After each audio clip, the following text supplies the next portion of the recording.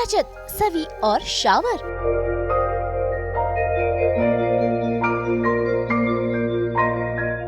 सवी का टल्ली तमाशा।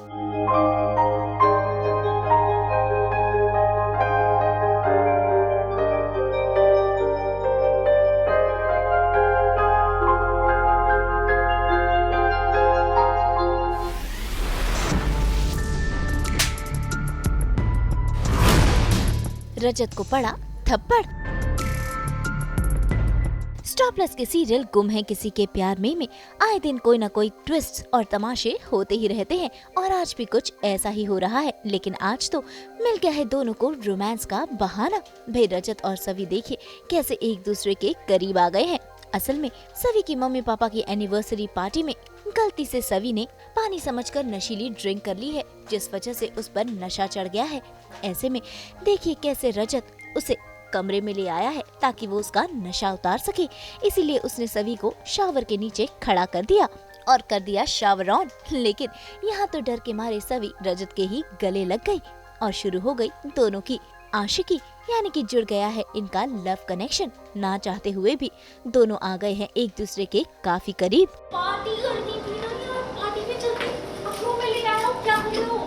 चुप। पार्टी में चलते प्लीज।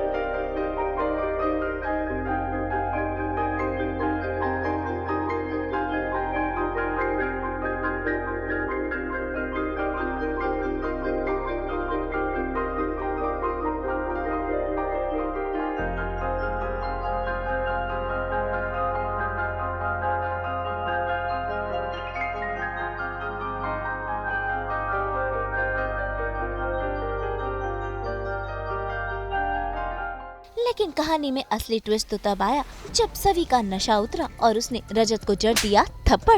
भाई उसे लगा कि रजत उसके साथ कुछ गलत कर रहा है, जिस वजह से उसने रजत को तमाचा ही जड़ दिया और फिर शुरू हो गई दोनों की लड़ाई।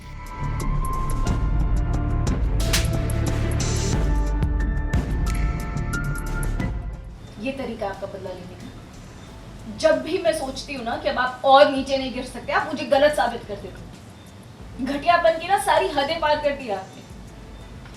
हाँ, आपके क्लाइंट्स के सामने आपकी बेइज्जती हुई थी, इसका मतलब ये तो नहीं है ना कि धोखे से आप मुझे शराब पिला देंगे ताकि मेरी बेइज्जती हो सबके सामने, वो भी मेरे आई बाबा की एनिवर्सरी पार्टी के दिन। आपके साथ जो हुआ ना वो गलती से हुआ, अनजाने में हुआ, लेकिन आपने जो मेरे साथ किया ना वो जानबूझ के किया है, बदले की आग में किया है।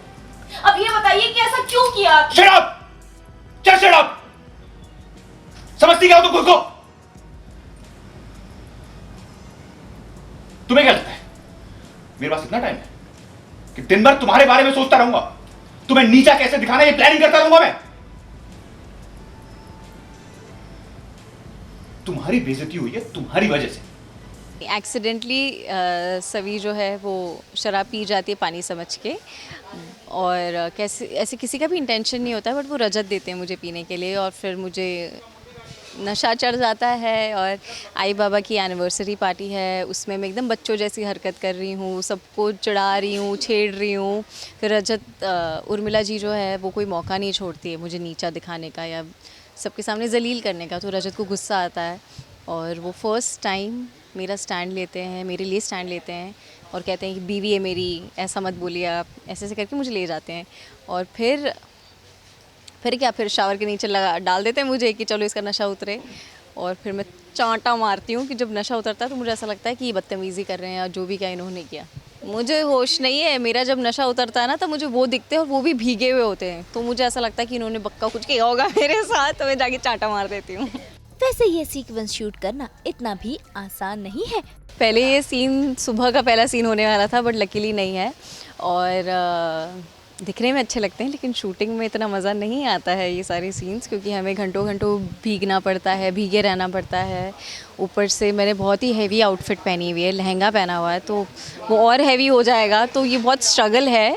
बट आउटकम इतना अच्छा आता तो हम भूल जाते हैं। खैर, जब सवी का नशा उतरा, अगली सुबह देखिए फिर से वो रजत पर ही इल्जाम लगा रही है, लेकिन रजत भी उसे खरी खोटी सुनाकर वहाँ से निकल जाता है। मैं आपकी बेड पर सोई थी, मतलब आप भी एक मिनट, मैं आपकी तुम नशे में थी, मैं नशे में नहीं, ठीक है?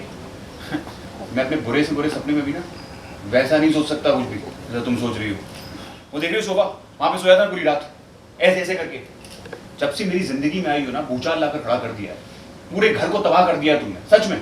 कभी गाना गाने लग जाती हो, कभी कैंची लेके मेरे सर पे कूद जाती हो, अब तुम मेरे बेड पे सो गई। अरे बंद करो अपनी बकवास, ऐसे ही मेरा सर भारी हो रहा है, ऊपर से आपकी कौवे जैसी आवाज ना इरिटेट कर रही है मुझे। तुम्हारी आवाज तो बहुत कोयल जैसी है ना, इरिटेट कर रही है मुझे। और सर भारी नहीं है, तुम्हारा सर खाली है, ठीक है? तुम बकवास कर लो, कोई दारू पी के। एक मिनट सुनो, इट्स अ सजेशन। तुमने शायद जिंदगी में पहली बार दारू पी होगी, और मेरा शायद ही कोई ऐसा दिन जाता हो जब मैं ना पीता हूँ। I am a professional drinker. एक सलाह दे रहा हूँ, जिस हिसाब से तुमने पी है ना, आज तुमसे कुछ हो नहीं पाएगा। सही को स्कूल में छोड़ दूंगा, रेस्ट करो। लेकिन कुछ देर बाद सवी को जब अपनी गलती का एहसास होता है तो वो रजत से माफी मांगने जाती है, लेकिन चाहकर भी वो रजत को सॉरी नहीं कह पाती। थोड़े दिन पहले मिशन बॉयकॉट रजत के नाम से आंदोलन चला रही थी, हाँ, सारे घर वालों को भड़का रही थी। आज इतनी मेहरबानी क्यों? मुझे नहीं जानना, सिर्फ इतना बताओ कि सही की पीटी मीटिंग में कितने बजे जाना है? मुझे जल्दी जाना है, सही को लेके बाद में आ जाना। ठीक है।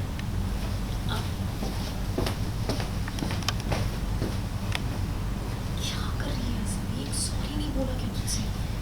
अब ऐसे में सवी ढूंढ रही है बहाना रजत को सॉरी कहने का। तभी तो देखिए जब रजत नहाने गया है तो उसने पानी बंद कर दिया है और पहुंच गई है बाल्टी लेकर। पानी, वॉशरूम में पानी नहीं आ रहा। Lucky, lucky, lucky.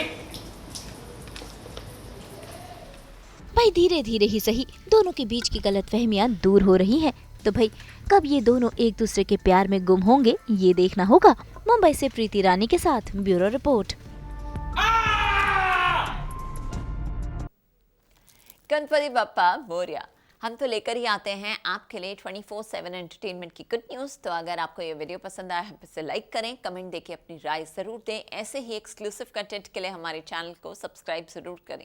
अगर आप यही वीडियो फेसबुक पर देख रहे हैं तो हमारे फेसबुक पेज को भी फॉलो करें, और अब तो आप हमें फॉलो कर सकते हैं व्हाट्सएप पर भी, ताकि आप ना मिस करें एंटरटेनमेंट का कोई भी अपडेट।